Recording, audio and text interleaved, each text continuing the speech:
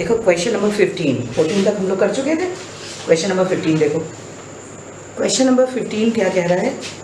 Setup an arrangement of 3 point charges plus Q plus twice Q plus 4q separated by equal distances so that electric potential energy of the system is 0. What is the value of x? देखो, जब आपको 3 charges दिए हों और एक ऐसा arrangement में set करना है, ठीक है, जिसमें इक्वल डिस्टेंसेस हो तीनों चार्जेस के बीच में, तो हमेशा याद रखो केवल एक ही ज्योमेट्री पॉसिबल है कि इक्विलैटरल ट्रायंगल है और उसके तीनों वर्टिसेस पे हमारे तीनों चार्जेस प्लेस्ड हैं। बात समझ में आई? क्योंकि देखो, अगर आप लीनियर रखोगे तो पहले दूसरे के बीच में डिस्टेंस इक्वल, दूसरे तीसरे में इक्वल होगा, लेकिन थर्ड और 1 के बीच में डबल डिस्टेंस हो जाएगा, है ना? तो कोई भी ज्योमेट्री पॉसिबल ही नहीं है विदाउट इक्विलैटरल ट्रायंगल। तो हमें क्या करना है क्वेश्चन नंबर 15 में? एक हमने इक्विलैटरल ट्रायंगल बना लिया, अज्यूम कर लिया। अब इसके वर्टिसेस पे उन्होंने क्या कहा है? पहला चार्ज है प्लस क्यू, दूसरा है ट्वाइस क्यू और थर्ड है एक्स क्यू, और सारे पॉजिटिव हैं। और साइड ऑफ इक्विलैटरल ट्रायंगल नहीं दी गई, इसको आप कुछ और कुछ मान लो, ए मान लो। चलो, एक्स इसलिए नहीं मानना क्योंकि एक्स ये है और एक्स आपको फाइंड आउट करना है। और कंडीशन क्या कही है उन्होंने? Total potential energy of the system is 0। Total potential energy 0 है, ठीक है। इफ फाइंड एक्स, ये नीचे होना चाहिए था, if total potential energy is 0 find x, ठीक है, कोई बात नहीं। चलो अब देखो इसको कैसे सॉल्व करोगे, क्या करना है। मैंने पोटेंशियल एनर्जी का बिल्कुल इसी तरीके का इक्विलैटरल ट्रायंगल का एक क्वेश्चन कराया था, क्वेश्चन नंबर 13, जिसमें वर्टिसेस पे चार्जेस थे और डिस्टेंस गिवन थे और total potential energy find out करनी थी। यहाँ आपको टोटल पोटेंशियल एनर्जी दी गई है 0, क्या फाइंड आउट करना है? एक्स फाइंड आउट करना है। बात समझ में आ गई? तो चलो देखो कैसे करते हैं। सबसे पहले सिंस सिग्मा यू इज 0, अब सिस्टम के अंदर कितनी पोटेंशियल एनर्जी है? तो देखो, एक ये सिस्टम है इन दोनों चार्जेस के बीच में, एक आपका ये सिस्टम है Q और प्लस 2Q के बीच में, एक आपका ये सिस्टम नंबर 3 है XQ और 2Q के बीच में। तो सिस्टम 1 की पोटेंशियल एनर्जी प्लस सिस्टम 2 की पोटेंशियल एनर्जी प्लस सिस्टम 3 की, और तीनों का अलजेब्रिक सम हमें क्या करना है? 0।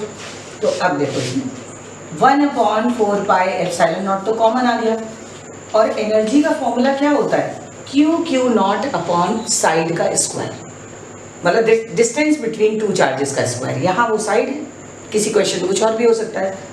तो देखो पहले सिस्टम में आपका चार्ज देखिए क्या क्या है, प्लस क्यू, तो प्लस अंडरस्टूड नहीं लिखते हैं, x Q upon side, side हमारी कितनी है? हमने ए मान ली, प्लस अब दूसरा सिस्टम देखो, प्लस क्यू सिस्टम नंबर 2 और 2Q। सिस्टम के दोनों कॉर्नर पे कौन कौन सा चार्ज है, उन दोनों का product, again side plus a. अब थर्ड सिस्टम क्या है? Twice Q into x Q upon side a is equals to 0। ये बिग ब्रैकेट लगा है तो उसी को क्लोज करोगे। देखो समझ में आ गया? अब यहाँ पे आपका ये उधर जाके 0 हो गया और Q और A को भी हमने कॉमन ले लिया, ठीक है। तो देखो Q अपॉन A कॉमन हुआ, अब अंदर कितना बचा? Q अपॉन A कॉमन लिया, यहाँ आया एक्स क्यूब, दूसरे वाले में ट्वाइस क्यूब, और तीसरे वाले में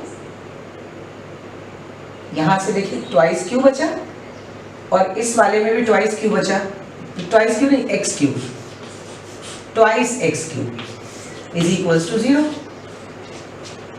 Q बाई ए कॉमन लिया तो एक्स क्यूब बचा, Q बाई ए कॉमन है 2Q बचा, Q बाई ए कॉमन है तो ट्वाइस एक्स क्यूब, ये भी उधर जाके राइट हैंड साइड में 0 हो गया।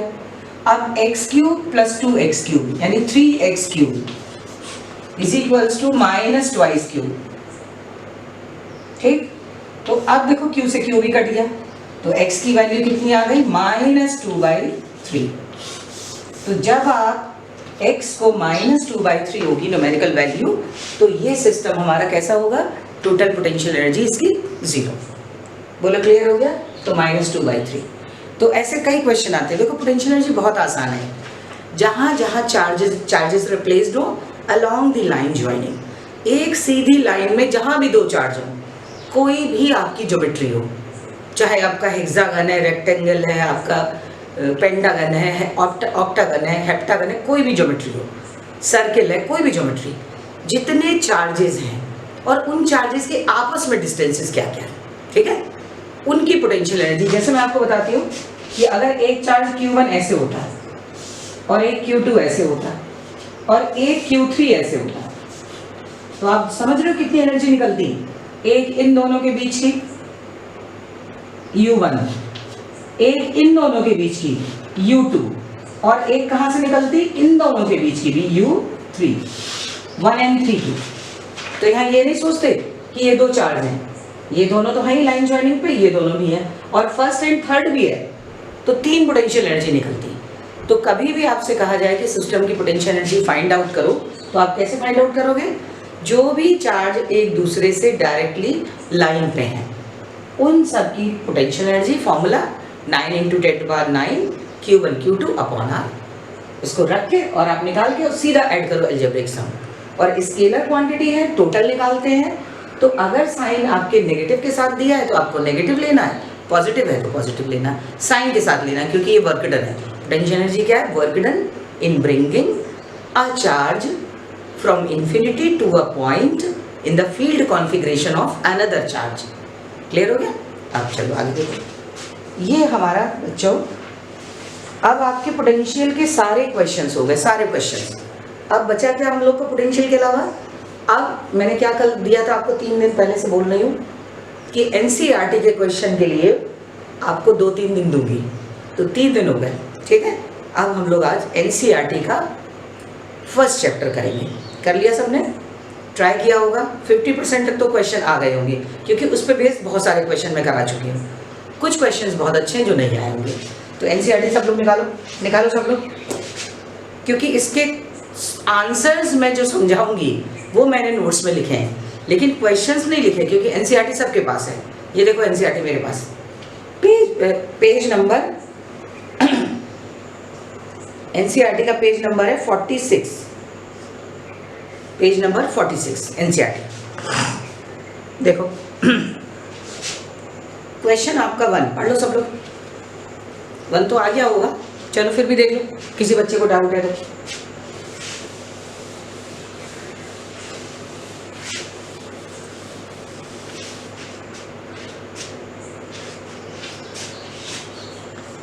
एनसीईआरटी पेज 46 टू कितना पेज है एनसीईआरटी का पूरा चैप्टर आपका?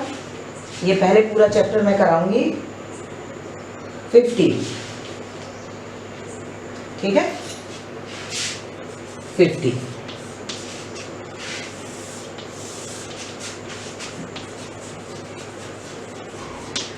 एनसीईआरटी के डाउट्स हम लोग कर रहे हैं न्यूमेरिकल्स के, क्लियर है?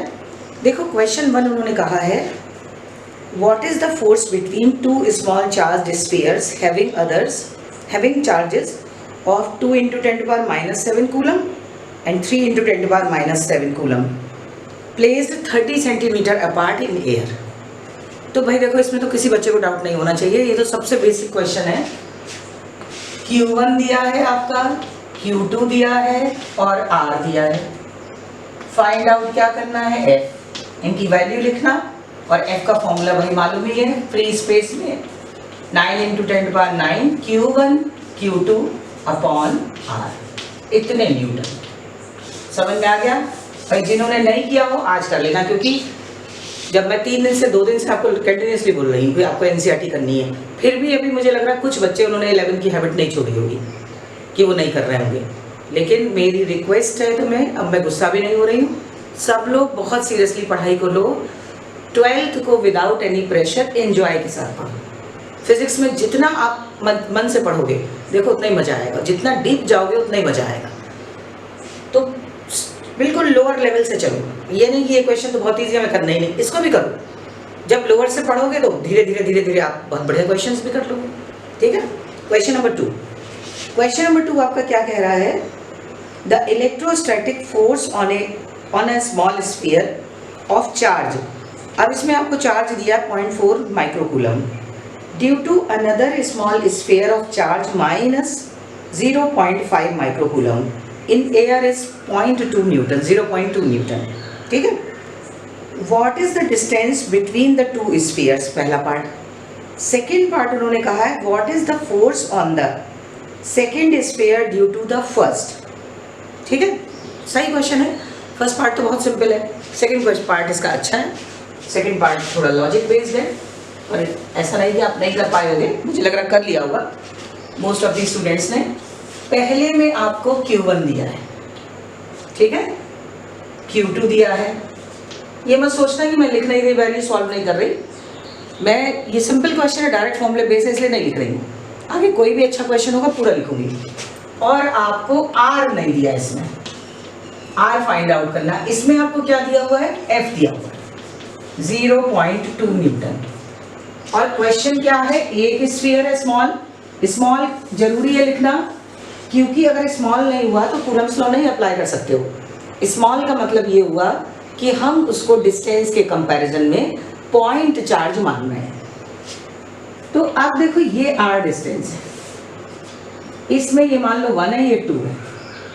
ठीक, अब यहां से F की वैल्यू रखोगे 9 × 10⁹ और ये फ्री स्पेस या एयर में है Q1 Q2 अपॉन R²। यहां से आप R² कैलकुलेट कर लोगे।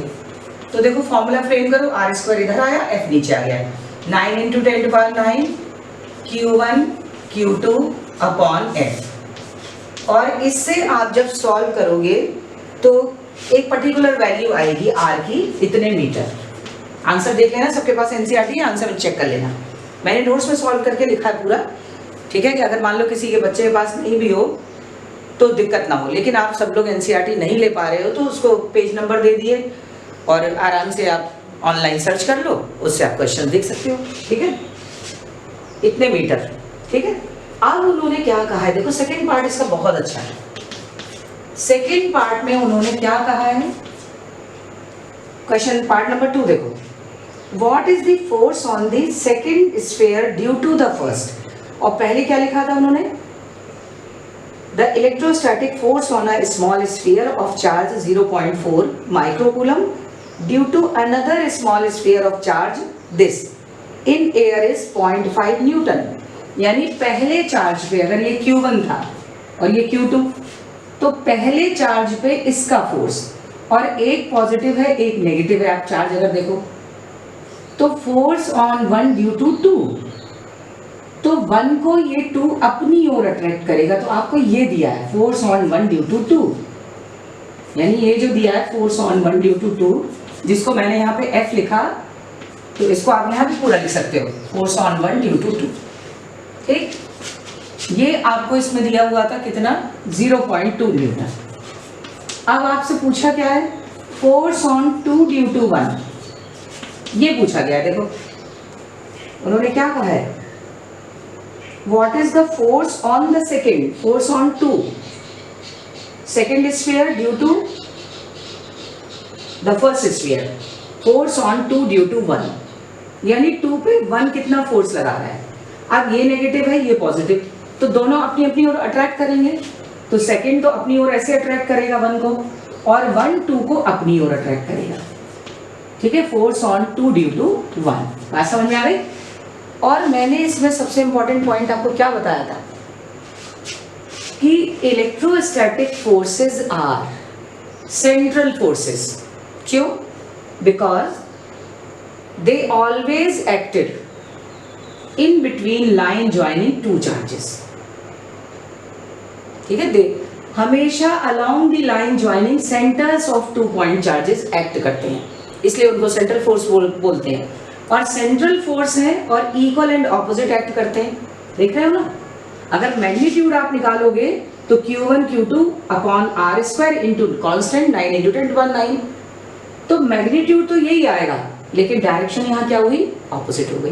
तो आप इसको कैसे लिखोगे, force on 2 due to 1 equal and opposite force on 1 due to 2, और ये हो जाएगा माइनस ऑफ 0.2 न्यूटन। बोलो समझ में आ गया, क्लियर हो गया। तो ये कंसेप्ट था, कंसेप्ट आपका रिवाइज हो गया कूलम्बियन इलेक्ट्रोस्टैटिक फोर्सेस के प्रॉपर्टीज में, ठीक है, स्पेशल फीचर्स में सारे कंसेप्ट हमारे रिवाइज हो गए। नेक्स्ट लिखो क्वेश्चन नंबर 3, बहुत अच्छा है, 3 देख लो। और देखो मैं तुम लोग का कुछ कंफ्यूजन दूर कर देती हूँ। बहुत से बच्चों के दिमाग में ये आता है कि एनसीईआरटी इंपॉर्टेंट नहीं है, फिजिक्स में एनसीईआरटी के क्वेश्चंस नहीं आते।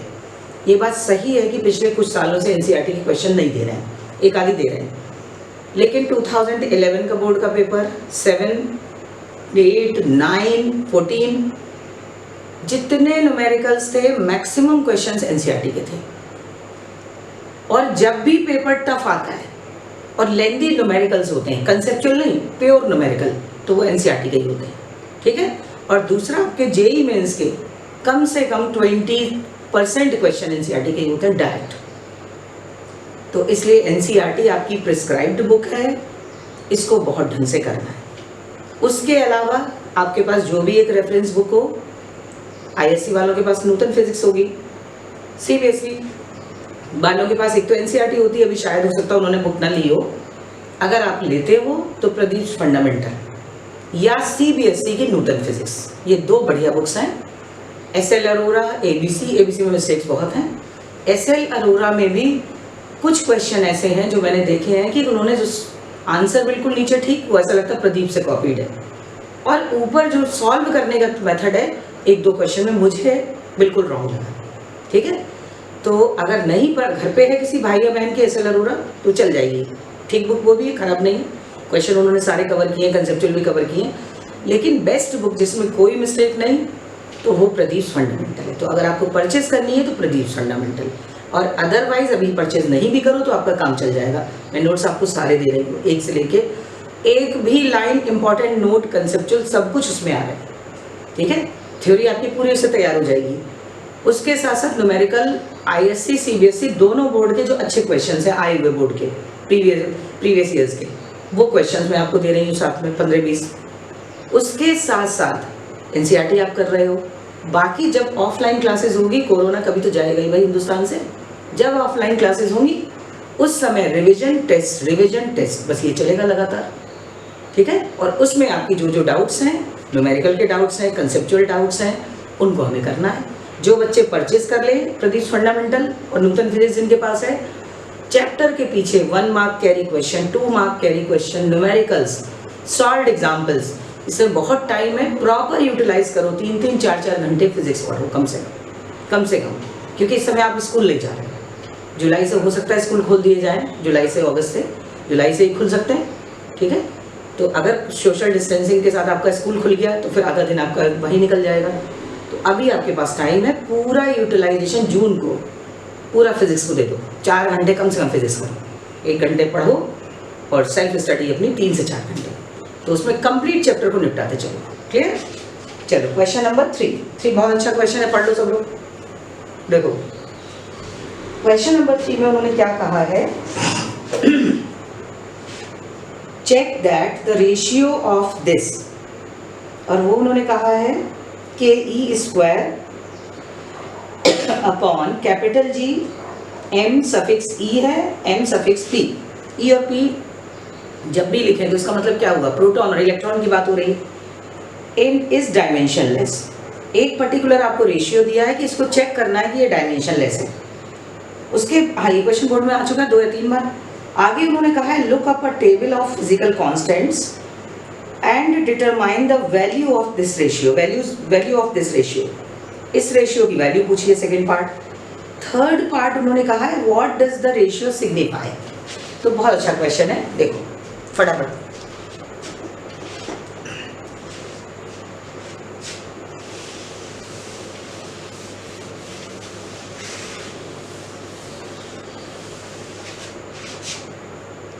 इसमें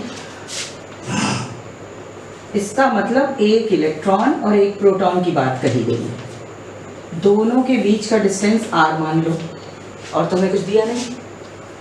आपसे फर्स्ट पार्ट उन्होंने क्या कहा है कि इस रेशियो को कांस्टेंट शायद दिया है के, जो दिया है वही लेना है, k e square upon capital G mass of electron and mass of proton, इसकी डायमेंशन।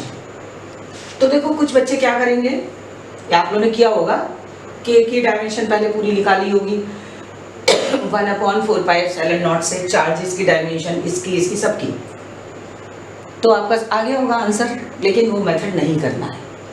जो क्वेश्चन बहुत छोटा है उसको हमें लेंथी मेथड से नहीं करना है, क्योंकि इसमें 3 पार्ट हैं और आपने एक पार्ट में ही लगा दिया बहुत टाइम। आप देखो थोड़ा सा ध्यान से अगर समझो तो k e square upon r square, तुरंत यहाँ से आपको क्लियर होना चाहिए था कि constant times Q1 Q2 upon r square होता है, और आर स्क्वायर यहाँ है नहीं, तो अपनी तरफ से आर स्क्वायर से आप डिवाइड करो। उसके बाद सेम जब आपने इसमें डिवाइड किया तो आपको इसमें भी डिवाइड करना पड़ेगा अपॉन आर स्क्वायर, आपने इसमें भी डिवाइड कर लिया, ठीक है। Capital G m1 mass of proton, m1 m2 upon r square, दोनों में डिवाइड कर लिया, इसमें भी डिवाइड कर लिया, इसमें भी कोई फर्क तो नहीं पड़ा। अब ऊपर वाला अगर आप देखोगे तो ये क्या है, फोर्स है, इलेक्ट्रिकल फोर्स, और नीचे वाला फॉर्मूला क्या बना रहा है, ग्रेविटेशनल फोर्स। बोलो, अब जब दोनों फोर्स का रेशियो है तो mlt-2 डिवाइडेड बाय mlt-2, क्योंकि दोनों ही फोर्स हैं। जब दोनों फोर्स हैं तो ये रेशियो क्या देगा, m0 l0 t0। भाई इस रेशियो की सिग्निफिकेंस क्या आएगी, m0 l0 t0। तो इस तरह आपको निकालना है। आप उस मेथड को अप्लाई नहीं करना कि आप कांस्टेंट के की, ई की, आर की, एम की, कैपिटल जी सब की डायमेंशन निकालो, ढूंढो कहाँ थी क्या थी, या याद है आपको, और रख के तब सॉल्व करो। भाई आर स्क्वायर से डिवाइड करो, आपको इसको देखते ही स्ट्राइक करना चाहिए कि ये कूलम्बियन फोर्स बन सकता है, ये ग्रेविटेशनल फोर्स है। तो दोनों में आर स्क्वायर से आपने डिवाइड करा और दोनों को फिर हमने सॉल्व कर दिया, ठीक है, क्लियर हो गया। तो इस तरह से सॉल्व करना है। अब सेकंड पार्ट देखो, सेकंड पार्ट क्या कह रहा है, what is the value of this ratio. तो वैल्यू रखो इसमें। तो यानी अब ये तो आपको समझ में आ गया, इलेक्ट्रोस्टैटिक फोर्स है इलेक्ट्रिकल, और ये ग्रेविटेशनल। देखो के की वैल्यू 9 × 10⁹, 1.6 इलेक्ट्रॉन का चार्ज और प्रोटॉन का चार्ज दोनों की न्यूमेरिकल वैल्यू सेम है। कैपिटल जी 11 में पढ़ा, universal gravitational force constant 6.67 × 10⁻11। Mass of electron 9.1 × 10⁻31। Mass of proton 1.66 या 1.67 जो गिवन हो, -27। और आप इसको नियरली याद भी रखो, अगर इलेक्ट्रॉन प्रोटॉन है तो इलेक्ट्रिकल फोर्स और ग्रेविटेशनल फोर्स का रेशियो नियरली 10⁻39:1 होगा, नियरली। अब अगर ये दोनों ही प्रोटॉन होते, दोनों ही, तो आप खुद देखो प्रोटॉन में ये पावर हमारी -27 होगी, ठीक, तो 4 पावर आपकी प्लस में कम होती। तो अगर दोनों प्रोटॉन है तो ये नियरली 10⁻35 होता है, नियरली 34 से 35 के बीच में, नियरली।